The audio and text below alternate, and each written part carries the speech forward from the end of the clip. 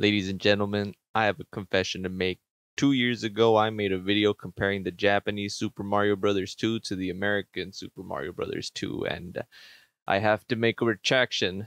Super Mario Bros. The Lost Level, as it's known here in the United States, stupid name I know, might not be as bad as I initially thought. Lost Levels is nothing more than what would be DLC for the original Mario Bros. Yeah, so this point technically still stands. The Lost Levels is more of the same as the original Super Mario Bros. However, this does require a little bit of context. See, back in 1986, Nintendo released the Famicom Disk System, a Japanese exclusive add-on for the original Famicom. The games were sold for about $20, and Famicom cartridges were about $80, so yeah, for a fraction of the price, you were getting a whole new set of levels. So in a way, it kind of was DLC, but you were getting a ton of content for your yen. The other big problem I had with the Lost Levels was the difficulty. The frequent legend that floats the internet is that Nintendo of America rejected this game due to its higher difficulty. That the president took one look at this mess and said, "No, god damn it, we will not stand for this tomfoolery." Well,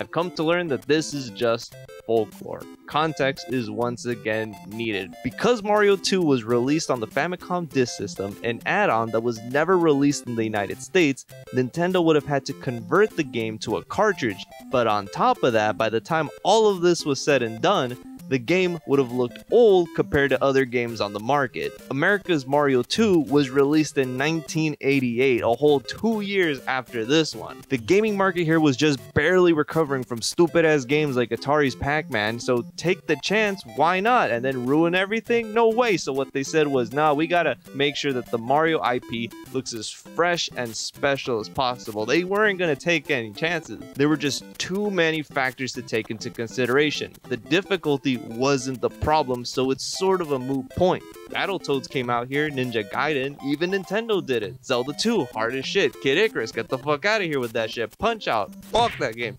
Nintendo was just as guilty of stretching out a game with some difficult ass titles. The difficulty is tolerable with practice and skill, just like with Punch Out, Kid Icarus, Zelda 2, etc, etc. But should that still negate the fact that The Lost Levels is just an expansion rather than a full-fledged sequel?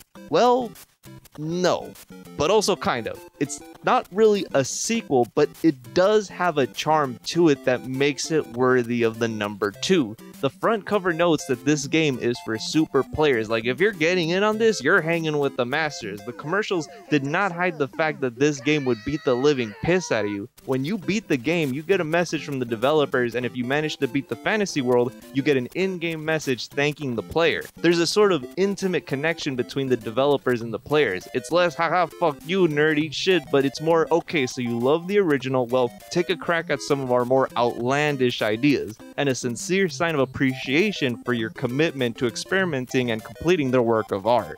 Work of art? Am I seriously calling The Lost Levels a work of art? It was a game that I enjoyed mastering and discovering its quirks. It pisses me off all the time, but there's something so addicting about pulling off those satisfying jumps over the biggest falls. It makes me wonder how the developers reacted to a game like Super Mario Maker, one where users all over the world would create their own sadistic but achievable messes. The creators of the original Super Mario Bros. May have been phoned in to make a sequel to push a piece of hardware, but that doesn't mean they dragged their feet. They didn't hide their intended audience. This was an open invitation. Our Super Mario Bros. 2, or USA as it's called in Japan, is great, don't get me wrong. It's definitely the better of the two games. But is it really the true sequel to Super Mario Bros.? The answer is no, because that would be Super Mario Bros. 3. That's right, Super Mario Bros. 3 is the true Super Mario Bros. 2, because neither The Lost Levels nor USA could be considered such, taking into account that neither really expanded the franchise. Like, yeah, you can argue that Zelda 2 was vastly different from Zelda 1, and Castlevania 2 took Castlevania in a completely new direction, but in both those cases, at their core, they still feel like they could exist in the same universe. It's why so many elements of Zelda 2 carried on to future titles, and why Castlevania would eventually find success in the Metroidvania genre. Classic Super Mario Bros. Feels its best when you're zipping across stages, jumping around like an Olympic long jumper, landing with finesse and precision. You don't really get any of that in the North America Mario 2. It's a slower game, jumping doesn't feel as tight, it just isn't Mario. It would explain why there has never been a return to that style of gameplay. Lost Levels has everything that was great about the original Super Mario Bros. And why it became a household name today, and Super Mario Bros. 3 was the true next step. And wouldn't you know, there's a letter from the developers in the manual. But which Mario 2 game are they referring to here?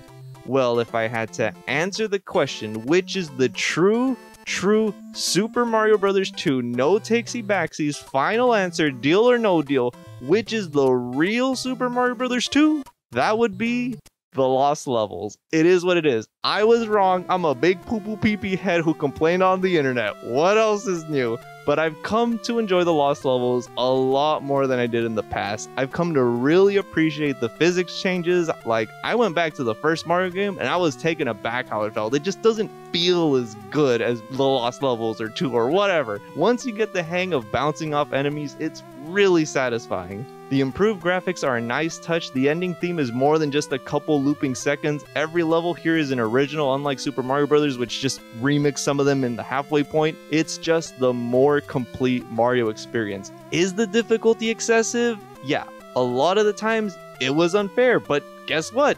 That was the shit at the time. Like, they were still figuring out, and for what you paid, if you really wanted an easier game, there was Mario 1, but any fan of that game knows how dull it gets after it's been mastered. So bring on the pain. The Lost Levels feels like it belongs to this 8-bit era, like it stands among other ball busters like Castlevania. Mario USA is the better game, but The Lost Levels truly is the second half to the original Super Mario Bros.